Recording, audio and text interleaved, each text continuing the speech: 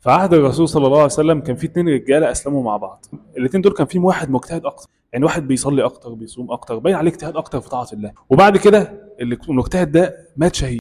وعشان تتخيل بس منزله الشهيد واجر الشهيد، تعالى كده نقرا حديث ده مع بعض عن النبي صلى الله عليه وسلم انه قال للشهيد عند الله ست خصال.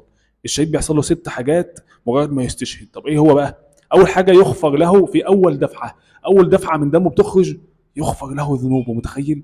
يغفر له ذنوبه، ايه العظمه دي؟ طب تاني حاجه ويرى مقعده من الجنه، يشوف مكانه في الجنه، بشرى بدخول الجنه. ويجار من عذاب القبر، لا يعذب في القبر، يعيش بقى في نعيم في قبره. طب وبعد كده ويأمن من الفزع الاكبر، الفزع الاكبر اللي هو فزع يوم القيامه واهوال يوم القيامه واحداث يوم القيامه، ما يخافش يوم القيامه، يأمن لا يفزع. ويأمن من الفزع الاكبر، طبعا ربنا وصفه بالفزع الاكبر لان هذا اليوم عظيم واهواله شديده. ويوضع على راسه تاج الوقار، يتحط على راسه تاج اسمه تاج الوقار. طب ماله ده؟ الياقوت منها، من هذا التاج، خير من الدنيا وما فيها. الياقوته بس اللي موجوده في التاج ده خير من الدنيا وما فيها. طب التاج كله على بعضه عامل ازاي؟ سبحان الله، خير من الدنيا وما فيها. طب تعال نكمل. ويزوج 72 زوجه من الحور العين، تخيل بقى من اجمل النساء. ويشفع في 70 من اقاربه، ويشفع ل 70 من اقاربه يكون سبب في دخولهم الجنه. فتخيل بقى الراجلين اللي انا بحكي لك عليهم دول، واحد منهم مات شهيد فحصل له بقى باذن الله، حصل له كل الكلام ده. طب المهم بقى الانسان التاني ده عاش سنه بعديه، جميل كده، ومات موت عاديه. المهم بقى ايه اللي حصل؟ طلحه واحد من الصحابه ذكر ان هو شاف رؤيه عجيبه. قال لك انا نايم وحلمت ان انا واقف على باب الجنه، واقف معايا الاثنين دول اللي هم الاثنين اللي انا بحكي قصتهم من اول الفيديو دول. المهم فجاه ايه اللي حصل؟ طلع حد من الجنه، ملك او حاجه، ونادى على اللي مات الثاني اللي هو مات بعد سنه ده، نادى عليه ودخل الجنه. وبعد كده طلع ونادى على الاول اللي هو مات شهيد بقى ودخل الجنه. وبعد كده طلع تاني وطلع وقال لطلحه انت وقتك لسه ما جاش فارجع يعني. المهم طلحه رضي الله عنه صحي وبدا يحكي للناس على الرؤيه الغريبه دي، ومستغرب ازاي الاول ده كان مجتهد اكتر في العباده وكان بيصلي اكتر ويصوم اكتر ومات شهيد، فليه منزله الشهيد؟ طب ازاي التاني ده سبقه؟ ففضلوا يتكلموا ويستغربوا وبتاع، فالكلام وصل للرسول صلى الله عليه وسلم. فالرسول صلى الله عليه وسلم قال ايه بقى؟ من اي ذلك تعجبون؟ انتوا ليه متعجبين؟ فقالوا يا رسول الله الاول دوت ميت شهيد وكان مجتهد اكتر في العباده، والتاني دوت عاش بعده سنه ومات، ازاي التاني ده سبقه؟ ازاي التاني ده دخل الجنه قبليه؟ هو ده اللي مستغربين منه.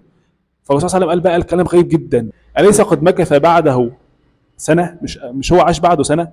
قالوا له ايوه. قالوا بلى. قال وادرك رمضان. مش ده عاش رمضان؟ مش ده عدى عليه شهر رمضان؟ مش ده عدى عليه شهر مغفرة الذنوب؟ مش ده عدى عليه الشهر العظيم اللي يفتح فيه ابواب الجنة وتغلق فيه ابواب النار وتصفد الشياطين؟ مش ده عاش رمضان؟ مش ده عاش رمضان اللي فيه ليلة القدر، ليلة خير من 1000 شهر؟ مش بتساوي 1000 شهر، دي افضل من 1000 شهر. 1000 شهر دول حوالي 83 سنة. فتخيل بقى ليلة القدر هي مش بتساوي 1000 شهر، هي افضل من 1000 شهر. فتخيل ده لو وفق ليلة القدر ده عمل ايه؟ عمل عظيم. فالرسول صلى الله عليه وسلم بيقول لهم ايه؟ وادرك رمضان. مش ده عاش رمضان؟ الانسان يحس بنعمه ادراك رمضان، نعمه ان ربنا كاتب لي ان انا اعيش رمضان، نعمه ان ربنا كاتب لي ان انا شهر رمضان قدامي. ما انا اجتهد بقى، ليه ضيع شهر رمضان مني؟ نعمه عظيمه ادراك رمضان، نعمه عظيمه ان ربنا يكتب لنا ان احنا نعيش في شهر رمضان. فالانسان يحرص على الخير. وتخيل الانسان دوت يعني عمل ايه في شهر رمضان اللي خلاه يسبق الشهيد؟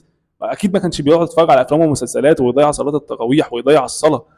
فاحنا نحرص على الخير، نحرص على طاعه الله، نحس بقيمه ادراك رمضان. الحديث ده بيخلي الانسان بيحس كده اللي هو ياه، نعمه كبيره قوي ان ربنا وفقني ان انا لسه عايش وشهر رمضان جه. الرسول صلى الله عليه وسلم بقى بيقول ايه؟ وادرك رمضان فصام وصلى كذا وكذا من سجده في السنه. وطول السنه دي كان بيصلي، صلى بقى سواء الصلوات الخمسه او النوافل. قالوا بلى، ايوه يا رسول الله فعلا عاش في رمضان وصلى وبتاع. قال رسول الله صلى الله عليه وسلم فما بينهما ابعد مما بين السماء والارض. متخيل بعد السماء والارض؟ فاللي هو بقى العاش سنه بس واحده وادرك رمضان وصلى واجتهد في عباده ربنا يسبق الشهيد. زي كده البعد بين السماء والارض. فالايه الانسان اللي اجتهد في رمضان واجتهد في عباده ربنا يبقى هو ايه؟ كانه في السماء. طب التاني اللي مات شهيد بقى، اللي مات قبليه بسنه، ده تحته في الدرجه، كانه الى الارض. متخيل المسافه بينهم والبعد ما بينهم؟ فالانسان يحس بقيمه ان انا عايش رمضان، يحس بقيمه شهر رمضان. هذا شهر مغفره الذنوب، هذا شهر طاعه ربنا، هذا شهر تفتح فيه الجنه، ابواب الجنه، وتغلق فيه ابواب النار. فهذا شهر الخير، نحرص على الخير، اوعى نضيع رمضان. الانسان اللي يعيش رمضان ويطلع كده وما تغفرلوش ذنوبه ويطلع كده وما فازش في شهر رمضان، ده خسران قوي. فربنا رب كده يوفقنا لكل خير ويرضى عنا ويهدينا ويسددنا.